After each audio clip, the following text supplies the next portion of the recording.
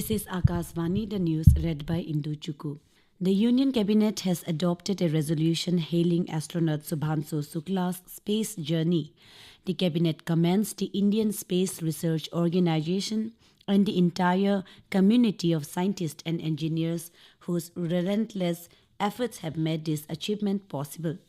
Briefing media in New Delhi today after the cabinet meeting, Information and Broadcasting Minister Ashwini Vaishnaw said Subhanshu Sukla's space mission took India a step closer to realizing its own space station.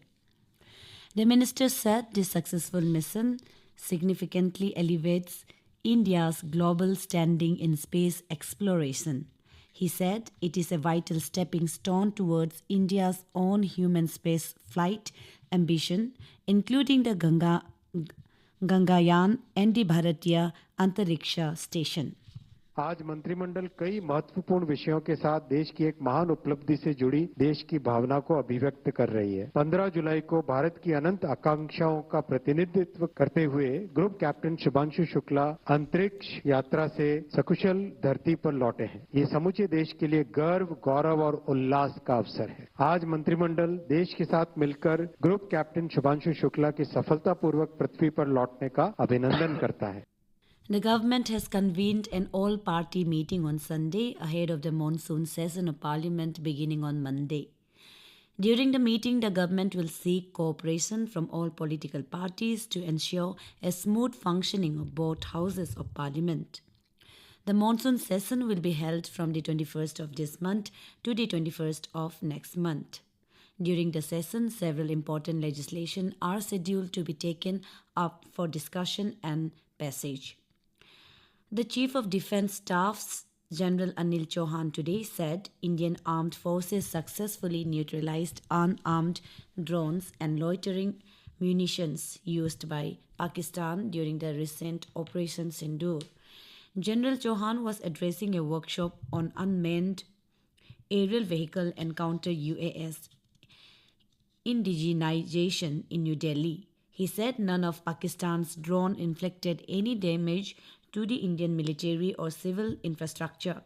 He said Operation Sindhu has highlighted the systems. He called for self-reliance by India for developing their defense weaponry systems and stressed on reducing country's independence on foreign technology. The Indian embassy in Iran has urged Indian nationals to avoid non-essential travel to Iran. The travel advisory has been issued amid rising security concerns in the region over the past several weeks. In a social media post, the embassy advised Indian nationals to carefully consider the evolving situation before undertaking non-essential travel to Iran. It also advised to continue to monitor the latest regional developments and follow the updated advisories issued by the Indian authorities. A 24-member delegation of young leaders from 14 political parties of Sri Lanka today called on Foreign Secretary Vikram Misri in New Delhi. During the meeting, the Foreign Secretary emphasized their valuable role in deepening the India-Sri Lanka partnership as stakeholders in the future roadmap.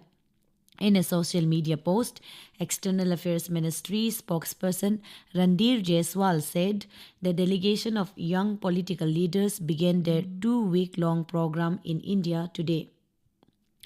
The government has said that 140,000 Jan Dhan accounts have been opened in 2 weeks under the nationwide financial inclusion saturation campaign. The Ministry of Finance had launched a 3-month nationwide saturation campaign effective from 1st of this month to bolster the outreach of several flagship schemes. These are the Pradhan Mantri Jan Dhan Yojana, Pradhan Mantri Jeevan Jyoti Bima Yojana, Pradhan Mantri Suraksha Bima Yojana and Atal Pension Yojana. In Jharkhand, 2 Naxals have been killed in an encounter by security forces in the Kashi Tant Foreign of Lugu Hills in Bokaro district. A soldier of the Cobra Battalion lost his life in the gunfight.